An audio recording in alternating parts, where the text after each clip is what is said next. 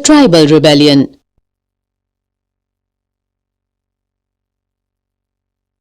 Through the 19th and 20th centuries, tribal groups in different parts of the country rebelled against the changes in laws,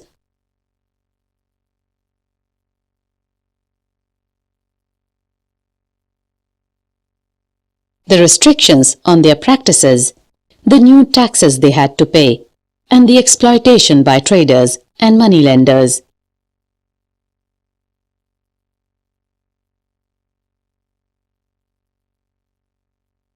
The Kols rebelled in 1831 to 1832. The Santals rose in revolt in 1855. The Bastar Rebellion in central India broke out in 1910, and the Warli Revolt in Maharashtra in 1940.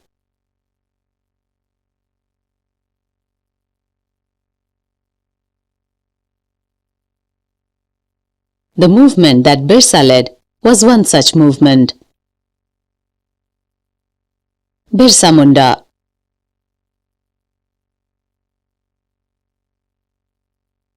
Birsa Munda, 1875 to 1900, was an Indian tribal freedom fighter and a folk hero.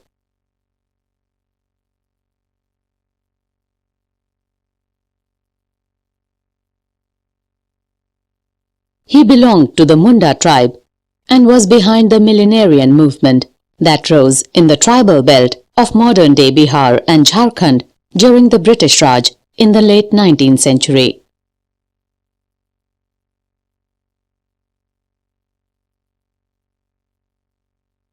Thereby making him an important figure in the history of the Indian independence movement.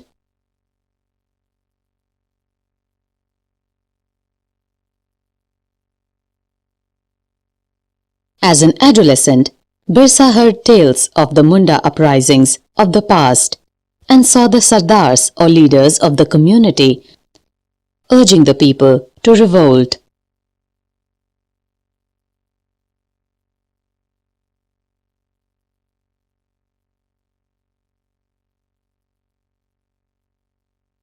They talked of a golden age when the Mundas had been free of the oppressions of Dikus, and said there would be a time when the ancestral right of the community would be restored.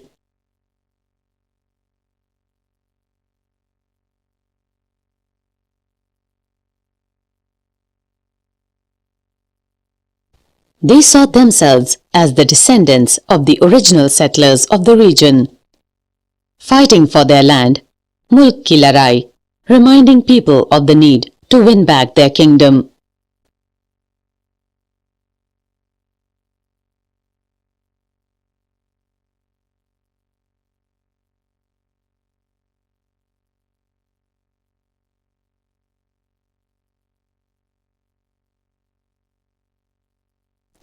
Birsa went to the local missionary school and listened to the sermons of missionaries.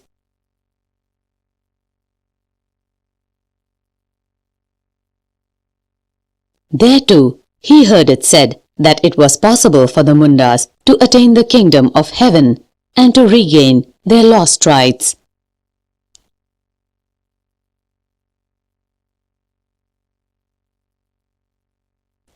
This would be possible if they became good Christians and gave up their bad practices.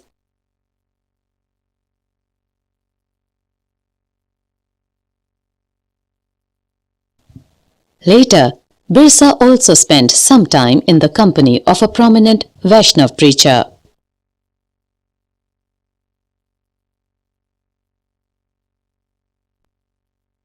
He wore the sacred thread and began to value the importance of purity and piety.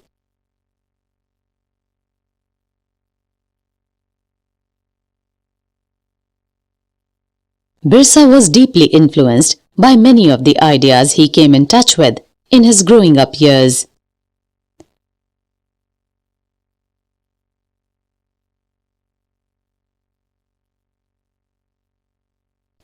His movement was aimed at reforming the tribal society.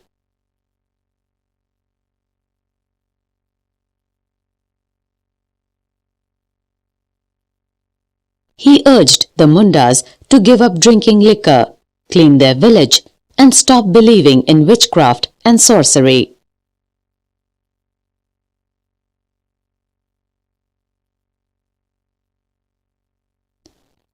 But we must remember that Birsa also turned against missionaries and Hindu landlords.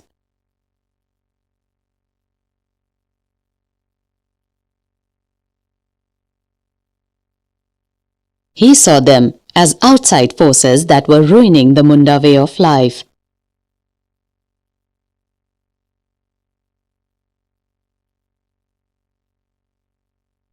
In 1895, Birsa urged his followers to recover their glorious past.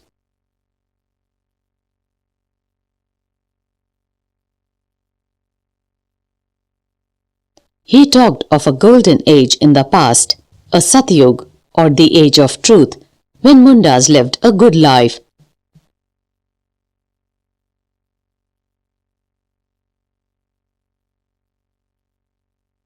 Constructed embankments, tapped natural springs, planted trees and orchards, and practiced cultivation to earn their living.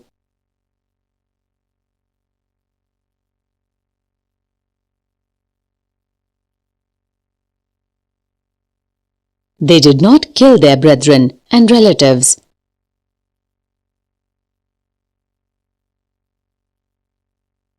They lived honestly.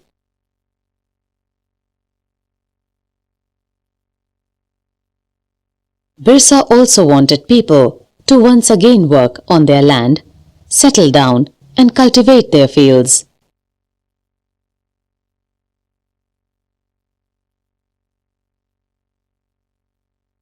What worried the British officials most was the political aim of the Birsa movement.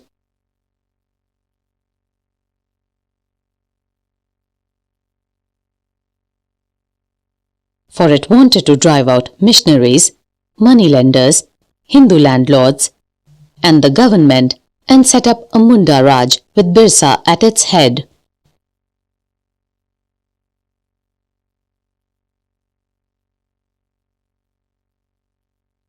The movement identified all these forces as the cause of misery the Mundas were suffering.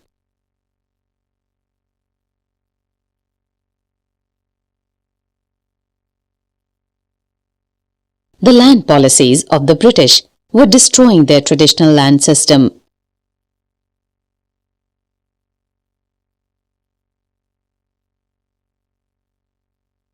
The Hindu landlords and the moneylenders were taking over their land, and missionaries were criticizing their traditional culture.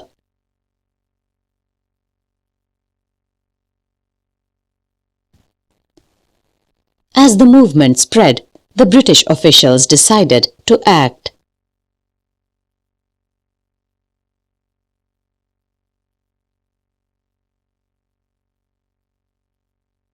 They arrested Birsa in 1895, convicted him on charges of rioting, and jailed him for 2 years.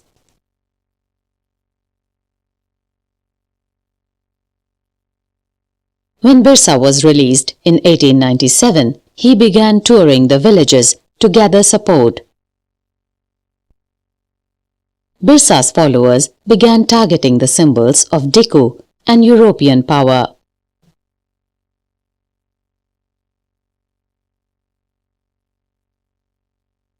They attacked police stations and churches and raided the properties of moneylenders and zamindars.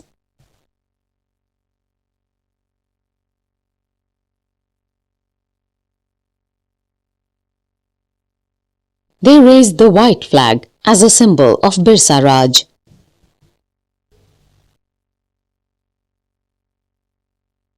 In 1900, Birsa died of cholera and the movement faded out.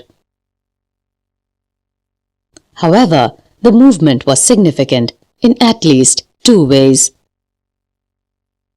First, it forced the colonial government to introduce laws so that the land of the tribals could not be easily taken over by Dikus.